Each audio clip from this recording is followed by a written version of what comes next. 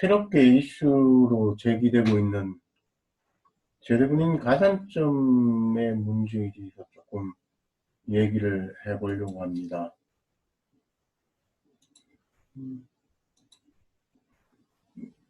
제가 엊그제 뉴스를 보는데 이런 뉴스를 보았습니다. 다시 제대군인 가산점이 문제가 되고 있다는 것이지요. 하태경 의원이 주도를 하는가는 모르겠습니다만 제대군인에게 1%의 가산점을 주자라는 이야기를 하고 있고, 이론적으로는 1%의 군가산점은 평등권을 보장하기 위한 최소한의 장치다, 이렇게 이야기를 하고 있습니다. 이에 대해서 인권위는 이런 이야기를 하고 있습니다. 의뢰를 받아 해당 법안을 검토한 뒤 군가산점 제도는 여성 장애인들을 차별하는 제도로서 받아들이기가 어렵다라는 취지로 의견서를 제출했다. 국회의장에게 의견서를 제출했다. 이렇게 보도되었습니다. 그래서 이에 대해서 하태경 의원은 남녀 모두에게 1%의 가산점을 부여한다. 게다가 여성도 사병 복무를 가능하도록 해 군 복무한 여성들도 가산점을 받게 된다. 이렇게 얘기를 하고 있습니다. 그 내용은 잘은 모르겠습니다만은 군인 여성에게도 지원하여서 군복무를 할 수 있는 제도를 만들겠다라는 취지인 것 같은데, 참 조금 우리 군가산점 문제하고는 조금 결을 달리하는 문제인 것 같습니다. 조금 다시 논의를 해보겠습니다만은, 그런데 인권위의 의견은 사실은 저것은 1999년도에 헌법재판소가 제대군인 가산점을 제도를 위헌이라고 결정하면서 내놓은 위헌 이유입니다.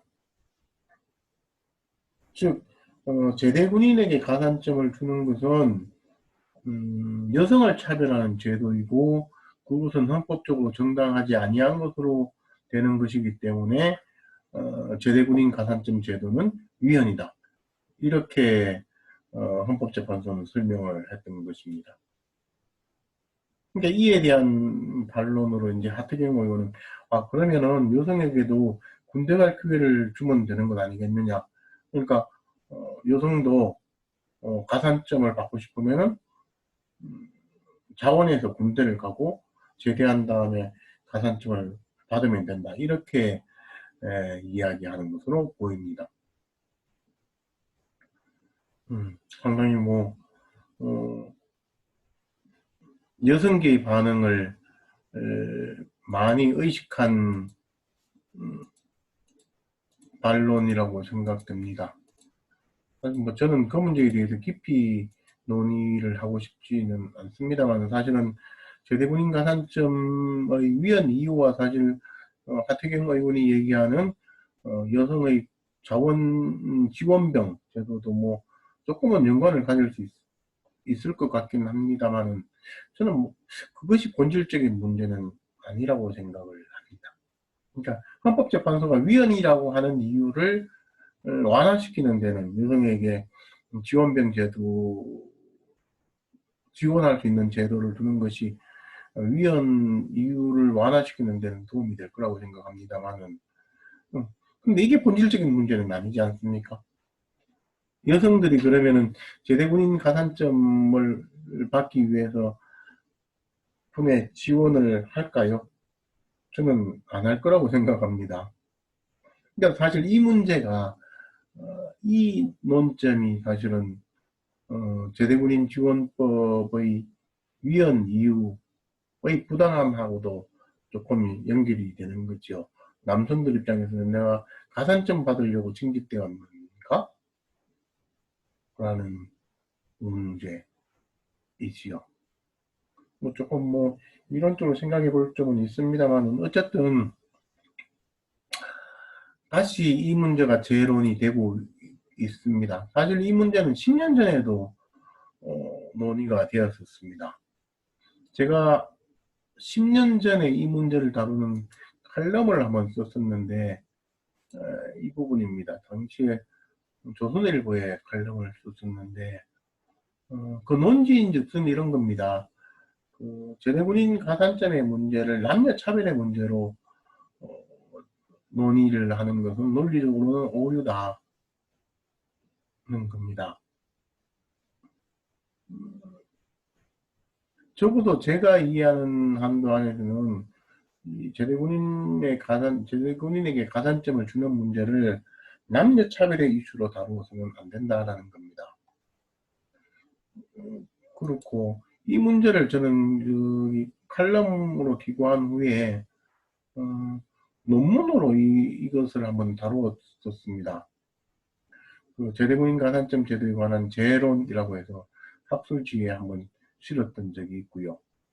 이건 가산점 제도 자체를 다룬 것이고, 이거는 제대군인 가산점의 문제를 남녀의 문제로 보는 전환의 고리가 되는 이론, 즉 간접차별 이론의 문제에 대해서 조금 더 이론적인 관점에서 논문을 쓴 게 있습니다. 이걸 조금 더 설명드리려고 하면은 길게 설명을 드려야 될 것인데, 조금만 간단하게 설명을 드리겠습니다. 지금 통설과 판례는 판례의 입장에 의하면은 이런 전환, 간접차별이라는 개념 자체가 불필요하다는 겁니다. 간접차별의 개념은 불필요하다. 통설과 판례의 입장에 따르면 그렇다는 겁니다. 이 얘기는 무슨 얘기인가 하면 간접차별이라고 하는 개념 자체는 원래는 차별이 아닌 것을 차별인 것으로 전환시키기 위해서 필요한 논리입니다. 그러니까 원래는 성중립적인데 성중립적에서 차별이 아닌데, 그죠? 성중립적에서 차별이 아닌데라는 말은 조금 이상합니다만, 원래 이 문면상의 구별은 차별이 아닌데 그걸 차별로 전환시키기 위해서 필요한 논리라는 겁니다. 그런데 통설과 판례는 어떠한 세상의 구별이나 구별하지 아니함도 다 차별 문제로 인식되어질 수 있다는 겁니다. 이 사건에 관해서 말씀드린다면은 제대군인과 비제대군인을 구별하여서 제대군인한테 가산점을 주는 것 자체, 그것 자체도 차별이거나 차별이 아닌 것으로 논증하고 인식할 수 있다는 겁니다. 그죠?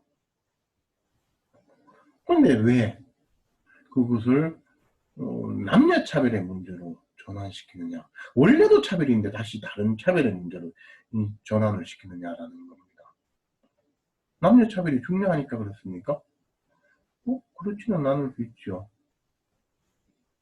저는 그 점에 대해서 반론을 제기하는 논문이고, 이 논문은 나중에 제가 작년에 낸 평등증명론에도 이 논의가 그대로 실려 있으니까 한번 보시면은 참고가 되지 않을까 싶은 생각을 합니다. 이 부분은 조금 더 이론적인 논의여서 오늘은 그렇게 많이 다루지 않기로 하겠습니다.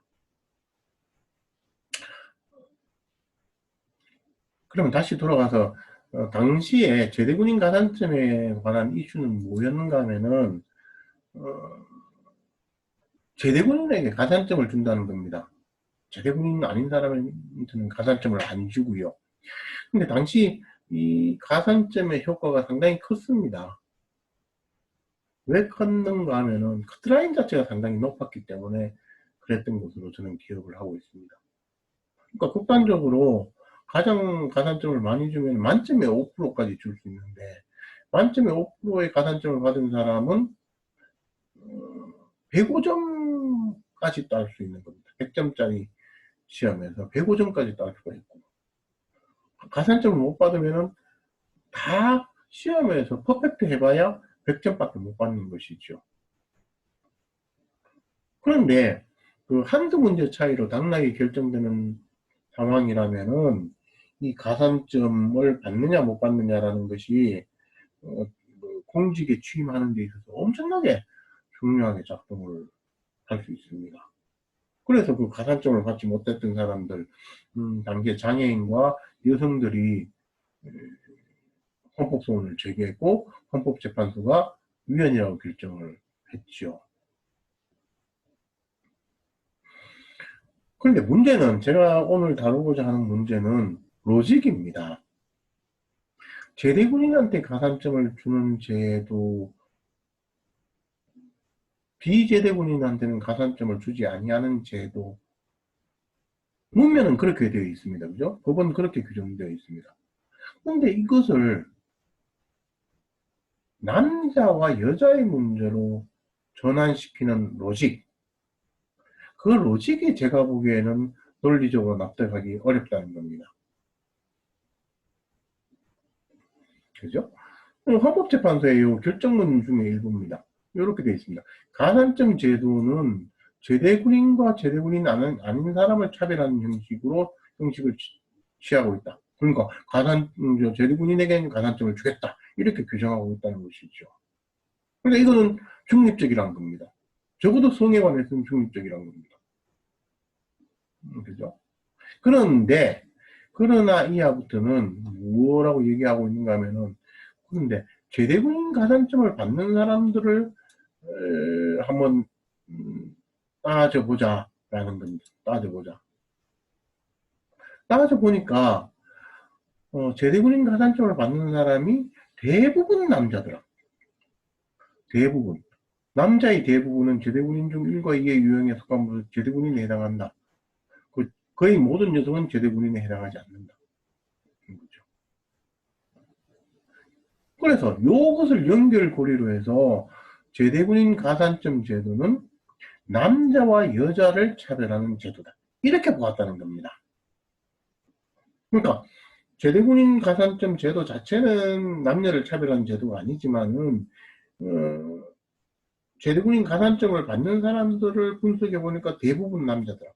그러므로 제대군인 가산점 제도는 남자와 여자를 차별하는 제도다. 이렇게 전환된 겁니다. 더 나아가가지고는 그러니까 남녀차별로서 정당화되지 않으니까 군대 갔다 온 사람에게 가산점을 부여하는 것은 헌법에 위반된다. 이렇게 이야기를 한 겁니다. 그렇죠? 근데 뭔가 좀 이상하지 않습니까? 여기 있는 남자는, 여기는 군대 갔다 온 사람이었는데, 출발은 여기서 했는데, 남자와 여자의 문제로 전환되면서부터는 이 남자가 가지고 있는 속성, 즉 군대 갔다 왔다는 속성이 없어져 버린 겁니다.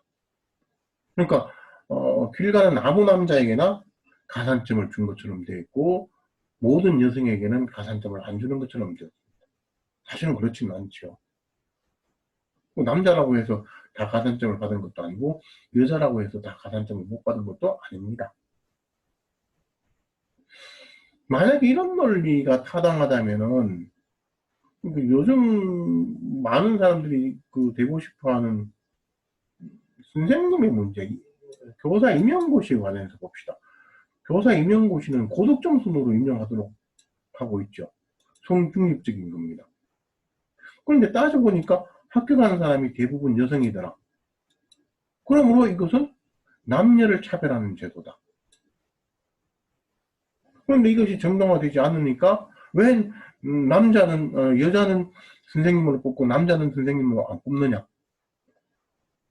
그래서 전국적으로는 고득점 순으로 임용하는 임용고시 시험 조항은 남녀 차별로 위헌이다. 이렇게 말한다면 여러분은 납득할 수 있습니까?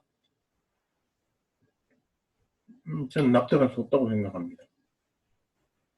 이 논리가 납득이 된다면은, 이 논리가 맞다면 사실은 이 논리도 맞는 겁니다. 그러면 사실 조금은, 이 논리는 조금, 그러니까 사실은 이 논리가 맞다고 해도 이 논리가 맞지 않을 가능성이 조금은 남아있겠네요. 왜냐하면은, 이거는, 자발적으로 시험을 응시하는 사람들이고, 그죠? 자발적으로 시험을 응시하는 사람들. 이건, 여기 군대 같은 사람들은 대부분 어떤 사람들입니까? 징병되어서 간 겁니다. 그죠? 징병되어서 간 사람이니까. 사실 징병되어서 간 남자는 자발적으로 간 남자보다도 더 열악한 처지에 있는 사람이죠. 열악한 처지에 있는 사람입니다. 만약에 똑같이 남자와 여자를 지원병제로 유지를 하는데 국민개병제로 남자와 여자를 똑같이 남자도 지원해서 군대를 갈 수 있고 여자도 지원해서 군대를 갈 수 있는데 그죠? 군대 갔다 온 사람이 대부분 남자더라. 그래서 그러니까 그 군대 갔다 온 사람에게 가산점을 주는데 지원해서 군대를 간 사람이 대부분 남자이어서 남자만 가산점을 받았다. 그 경우에도 남녀 차별이라고 할 수 있겠습니까? 그건 뭐하고 똑같은 상황입니까? 완벽하게 요 임용고시 조항하고 똑같은 상황입니다. 그렇죠?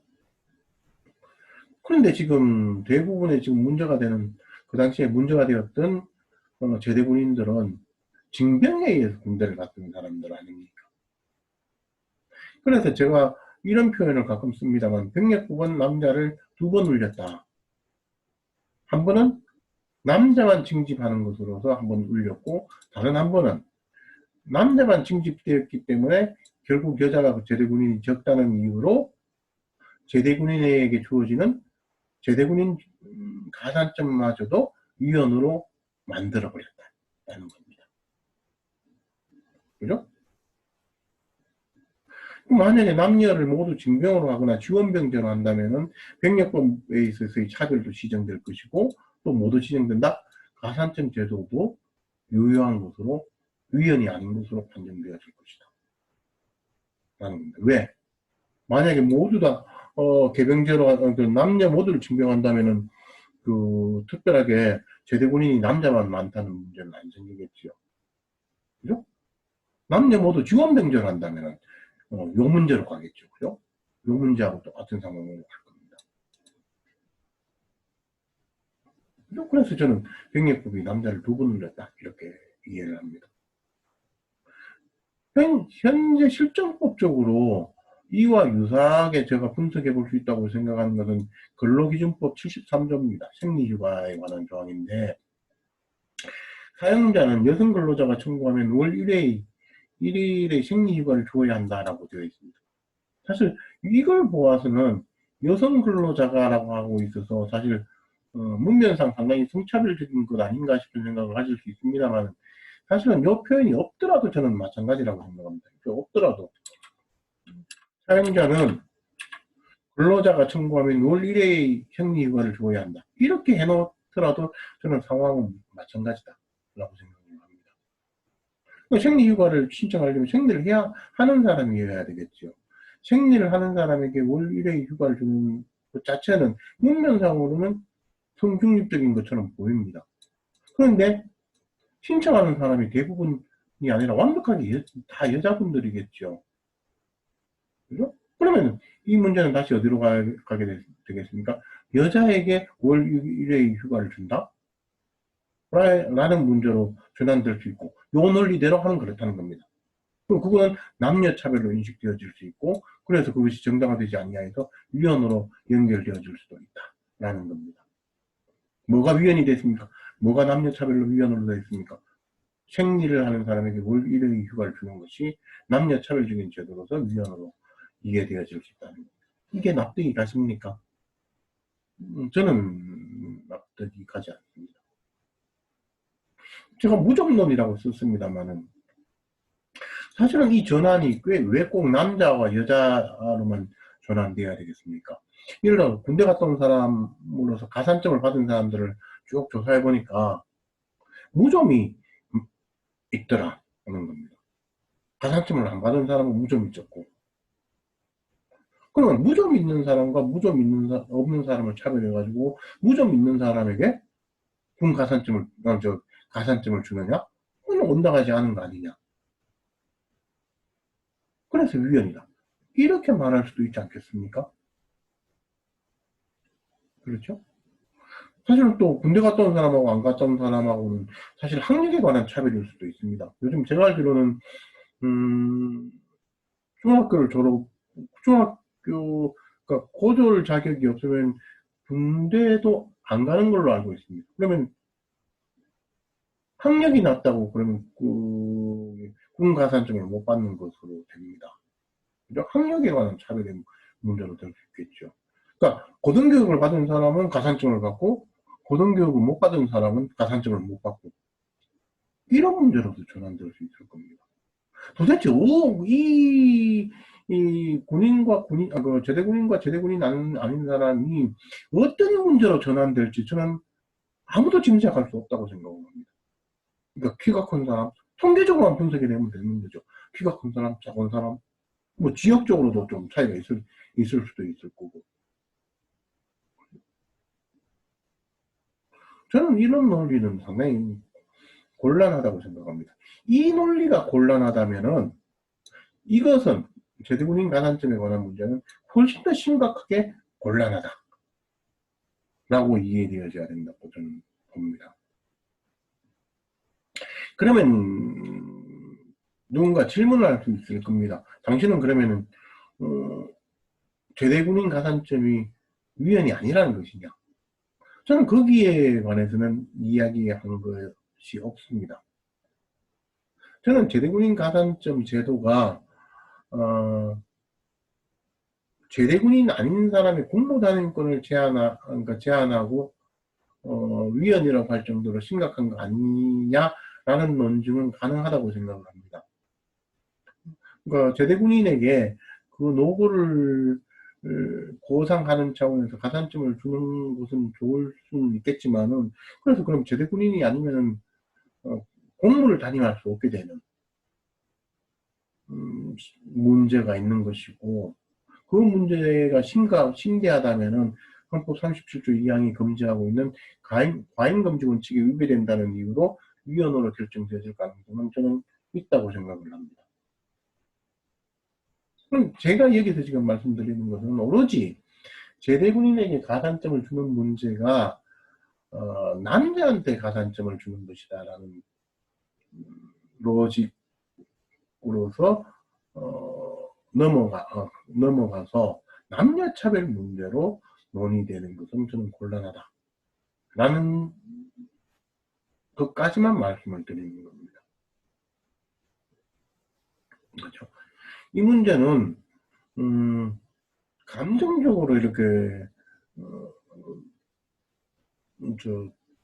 대처할 문제는 아니라고 생각합니다. 저는 상당히 이게 이론과 논리가 필요한 분석인 것으로 보이고 그래서 조금 더 깊이 생각하고 주장을 해야 될 것이지 만연히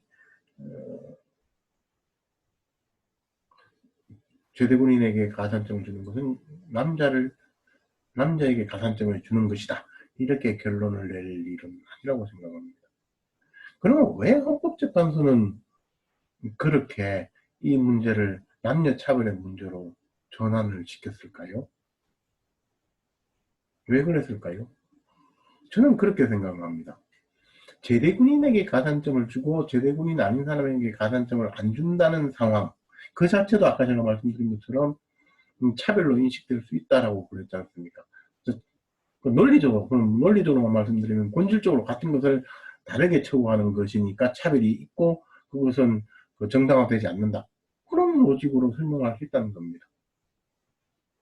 근데 그렇게 하기에는 상당히 설득력이 떨어지는 것이죠. 여러분이 생각하기에는 어떻습니까?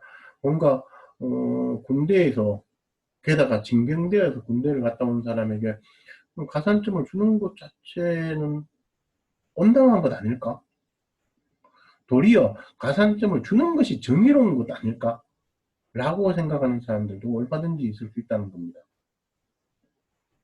그래서 이 제대군인 가산점 대해서 위헌이라고 결론을 내고 싶어하는 쪽에서는 그쪽 논증으로 가가지고는 그쪽 추락으로 가가지고는 위헌이라는 논증을 해내기가 상당히 어렵겠구나라고 생각을 했을 거다라고 생각을 합니다. 그런데 이 문제를 아까 제가 말씀드린 그 연결고리를 통하여 남자와 여자의 문제로 전환시켜 놓으면은 남자한테는 가산점을 주고 여자한테는 가산점을 안 준다.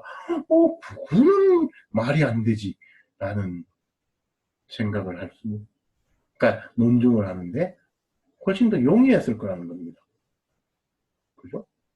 길 가는 아저씨들한테는 가산점을 주고 여성에게는 가산점을 안 주고 이렇게 그건 부당한 것처럼 보이지 않습니까? 근데 그게 놓친 게 뭐가 있습니까? 어떤 사람을 남자라고 전환했습니까? 군대 갔다 온 사람이죠. 그러니까 제대군인과 비제대군인의 문제를 남자와 여자의 문제로 전환하면서 뭔가 인식에 있어서 인식을 오도하는 문제는 이 남자로부터 제대군인이라는 속성을 떼버린 겁니다. 그죠? 그러니까 이 문제를 한번 생각해 보십시오. 고득점 순으로 뽑았는데 학교 간 사람이 대부분 여성이더라. 그래서 남녀를 차별하는 거다. 라는 문제로 생각해 보시면은 여자라고 합격시켜준 거 아니죠. 그건 부당하죠. 여자면은 전부 다 뭐 공무원으로 임명시켜주고 교사시켜주고 한다고 하면 이상하지 않습니까? 근데 그 여자는 어떤 여자죠? 시험을 잘 본 여자라는 겁니다. 그죠? 이 부분에 관해서도 마찬가지입니다.